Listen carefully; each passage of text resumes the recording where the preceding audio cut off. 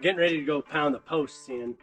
It'll be the uprights to support these. And I figured I would end up using our post pounder just to drive that in really deep and hard as far as I can and get it really stabilized in there. One of the biggest problems I run into with my little mini mighty tractor here, at full height I think I only have 9 feet to the pivot pin on the front loader. While that's okay typically, if I have that post pounder on the front, it basically puts the entrance of the pounder, the bottom of it, right even with the pin, which means my posts can't be any longer than 9 feet because I can't get on top of them to start pounding them. In this situation, I'd like to have the posts end up somewhere in that 9 foot range so that if I need to go under them with the tractor in the summer, I can. And I know my tractor will clear 8 feet. I think it's 7 and change.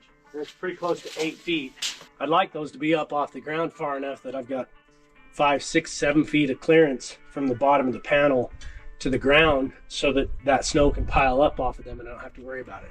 Even if we hit a big heavy winter like we did a couple years ago, it'll still have room to fall off and be out of the way and be able to drive under it in the summertime with either the tractor or the Ranger and not have to worry about being too low. In order for that to happen, I need to have at least 10 foot posts, 2 feet into the ground, 8 foot to the top is like my bare minimum kind of sizes. So more realistically, I need almost a 12 foot post maybe, pounded in 2-3 feet into the ground. Now the nice thing with this pounder is it just pins onto this frame. So what I decided was maybe I'd look at a couple options. This frame is one I use for moving trailers around. They also have these receiver hitch on the sides that I have a long bar that goes through there so I can hang a roll fencing from either side of the tractor and drive along to unroll it. So I thought, well, if that's my fencing rollout tool, maybe I mount the pounder to this tool and at least mount a bracket to this tool so that then I can just pin the pounder onto this frame. And then my fencing and fence pounder is all in one frame and I don't have to worry about changing different types of attachments to just, it still doesn't solve the problem of height. So then it got me thinking about my forks. All it really is, you can see here, it's just a really small U-shaped channel iron basically. It's like 5.5 inches long, 3 1/4 wide, 2 1/4 deep. It doesn't take much to pin that on. I'm thinking about using this guy and cutting out a bracket like that, mounting it up on the top crossover base of this. Something like that. I could weld it on there. Obviously I don't need it this whole thickness, so I'd cut it down. So that's what I'm considering, is doing that. I can cut it out so that it rests into there, it has enough depth to be where it needs, and I can weld it up the front of that so it comes up higher. This is just over 18 inches long, and I just did some quick measurings. This is 13 inches between the top of the bracket and the bottom of the pounder. If I mount it right exactly flush at the top, where the top of the pounder is flush with the top of that brace, I gain 20 inches of clearance.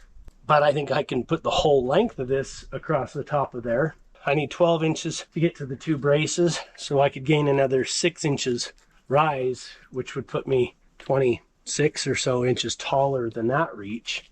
The full 2 feet plus. 2 feet plus is 11.5, which is awful dang close to my 12-foot target. And then the fact that I can pitch that back support of the forks by angling the bucket, essentially, I can lay it back and get under it and start it in and come onto it.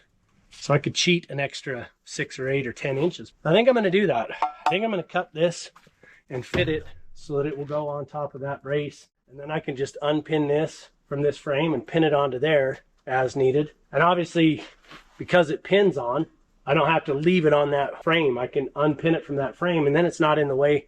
If it's just a little piece of channel welded it sticking up the top like that, it's not going to be in the way for hauling hay or anything like that either. So I think that's the move we're going to go.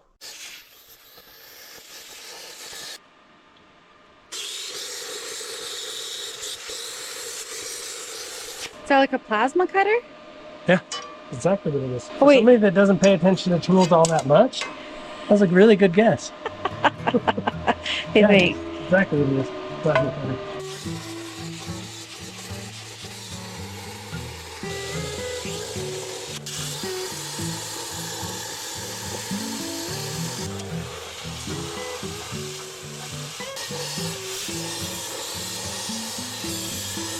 Just trying to figure out the best way. I don't want to damage my square. We'll blow through that real fast.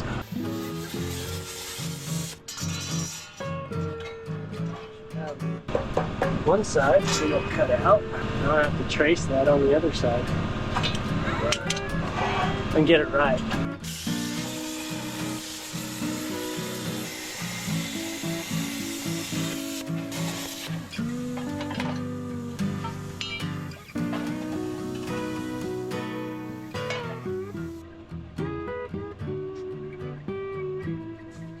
Does your new welder have a plasma cutter? It does. Have you tried it yet? I haven't, and the only reason is because You have a I really have to good change out the leads and stuff one. Oh, on the welder to put the plasma cutter attachment on it. yeah, And I already have a really good one. freestanding one that's like, I don't have to change anything out. I can have them both out here at the same time, and all I have to do is unplug one and plug the other in, and I'm good to go, and I don't have to change out leads and all that stuff. Yeah. So that's the only reason I haven't used it yet. Faster to use what I have right now.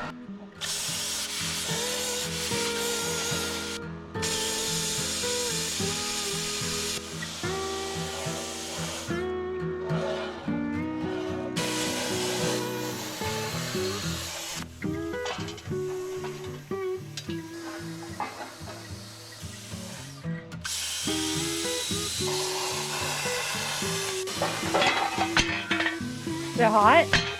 Yeah. Oh.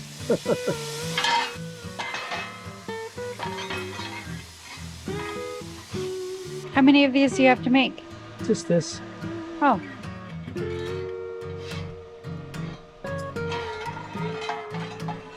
You want to cut your forks? Not very badly. Rather avoid that if I can. And we'll try to avoid that.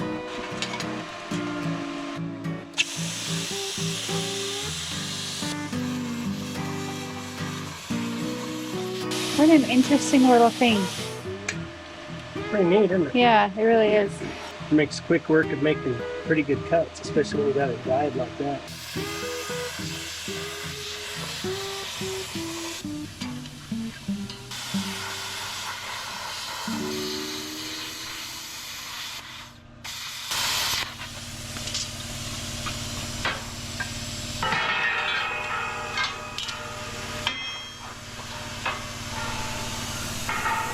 Now for even close. Alright, we'll go for it. Grind it, clean it up a little, and make it in good shape.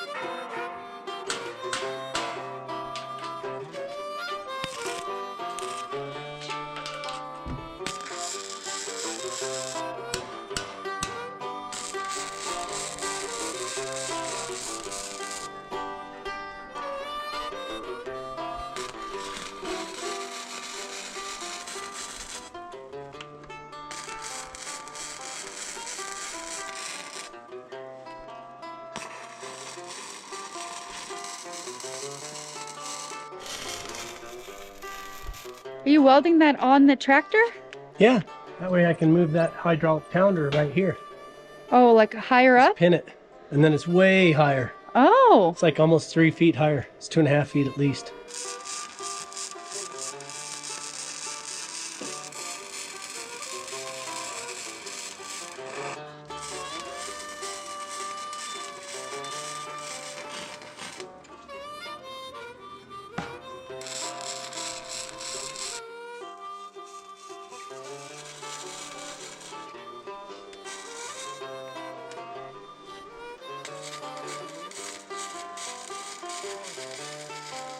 Volume.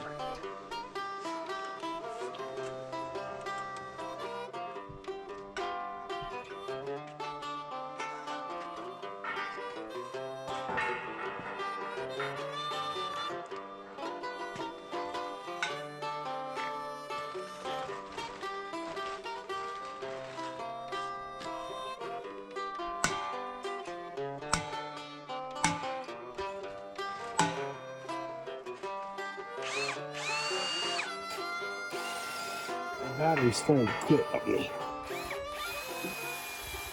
As soon as the work gets a little hard. Okay, you're gonna go get more batteries? Yeah, that battery didn't want to play ball. So I gotta go down. I've got them down at the bottom, down in the shed.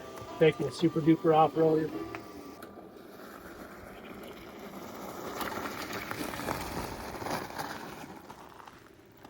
How did it do in the snow? Might as well have been dry concrete.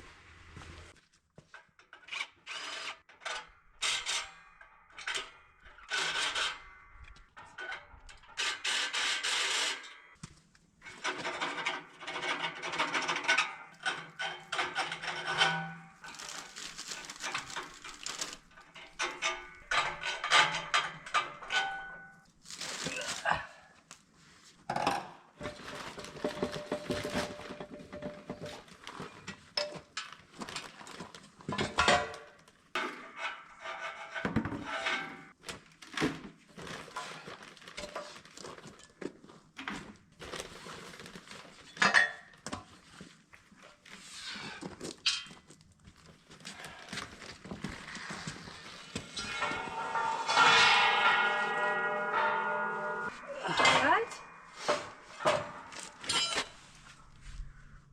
You okay? Yeah, Is it not fitting? it will. I just didn't know that's what it looked like inside. There's a disc here that has to rotate. Oh. I just need to punch a little window in there. You think we'll ever get this done today, or are you just gonna fool around and... Well, you Because know, tomorrow, don't we have snow tomorrow? I don't know. We'll make it work. We'll probably work until the sun goes down. Okay.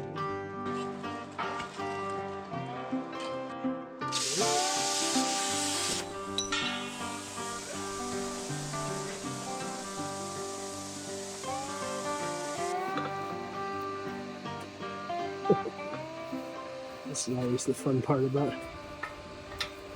pinholes. It's trying to get them so that they all four line up in the same exact plane, which they don't.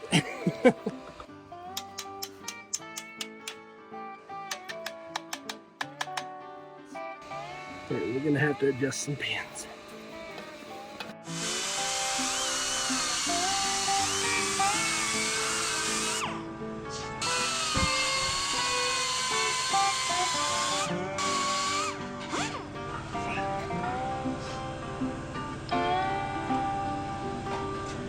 Okay.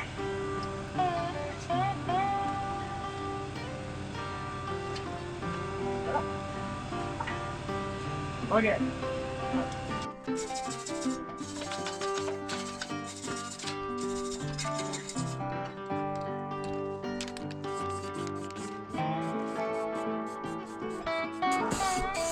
Are you taming it? Oh yeah, Why? why not? So it looks legit? You might use this for the pen down below, huh? And arguably makes it easier because I could even be able to like stand the pole into the fork and maneuver between the two forks. Oh. I could slide them together pretty close and stand the pole up in between the forks and then position like this Oh yeah. to get it into the pounder. Yeah, so that because if I'm we're not by always myself- around to help you if you're by yourself. Yeah.